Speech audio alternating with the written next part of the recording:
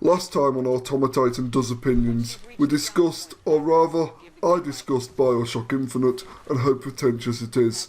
This time, we're going with a game that I absolutely love, Halo 5. Let's get into what it is that makes this game so wrong, at least to me.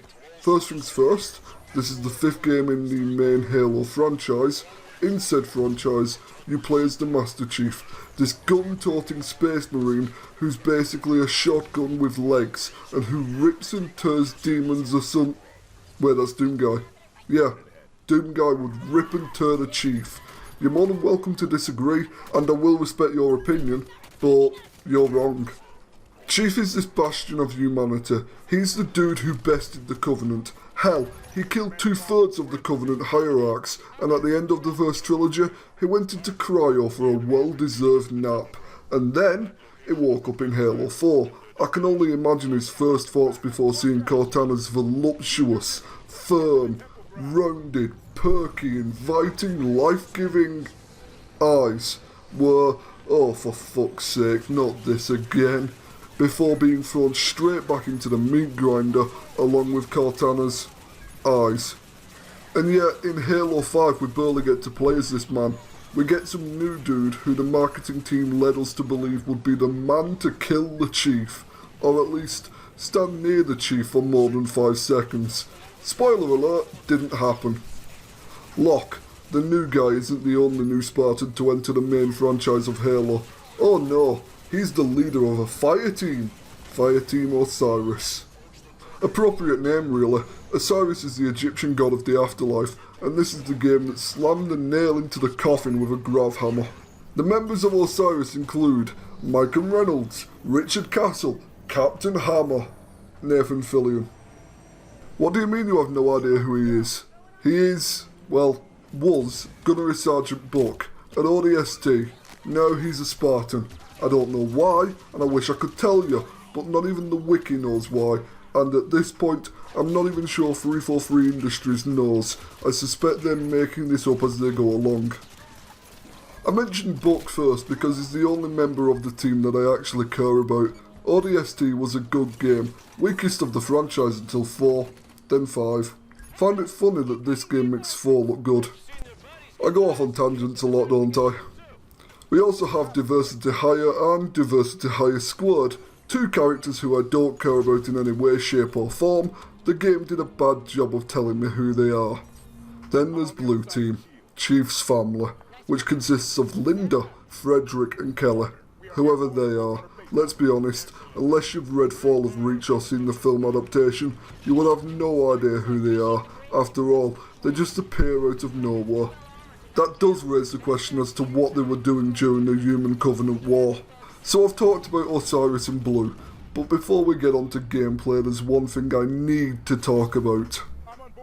Sodding Cortana.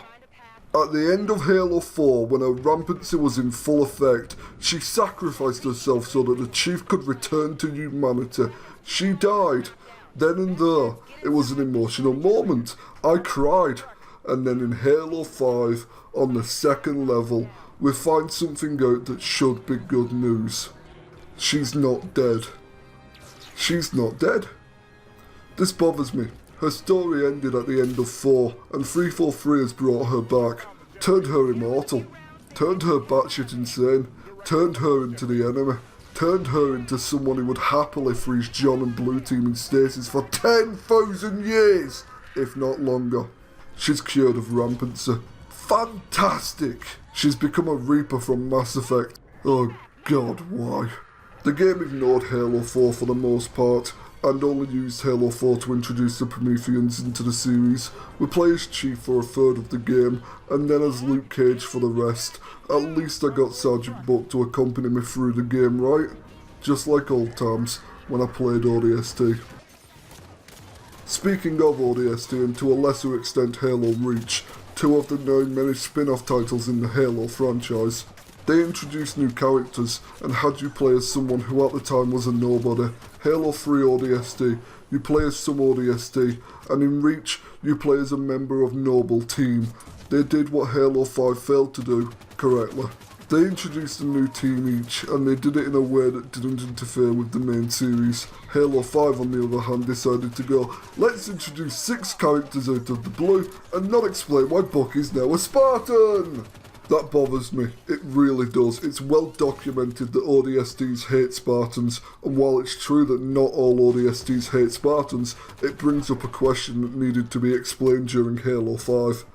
Wah! You're expecting too much from a shooter! Hush now, this franchise was glorious. Keyword, was. I've barely even touched the story. I mean, I've talked about several key characters, but that's about it. Oh, I've missed talking about Arby, but he didn't make an appearance in Halo 4. He was too busy becoming the leader of his people. At the end of Halo 5, he didn't even acknowledge the chief, possibly out of shame. So with the characters of interest out of the way, we're finally getting onto gameplay. As someone who loves challenge, has played through several games of the main franchise alone on Legendary, I like my games difficult, and this game, even on Legendary, is insultingly easy. Shit, I've run out of health. Random Spartan on my team, come heal me! You can quite easily just use yourself to corpse run the enemies in the level, with the almost certainty of one of your dudes running over and rezzing you. I say almost certainty, because they can drop just like you, although they take damage as if the game was played on easy, but then the AI is that wonky that even that damage can kill them. That one mechanic just kills any challenge the game would have. I should point out that when you were with the Spartans of Noble Team in Halo Reach, if you went down, there was no rezzing, you were dead. So why they added this into the game is baffling. Oh wait, Reach was Bungie, and Guardians is 343 Industries.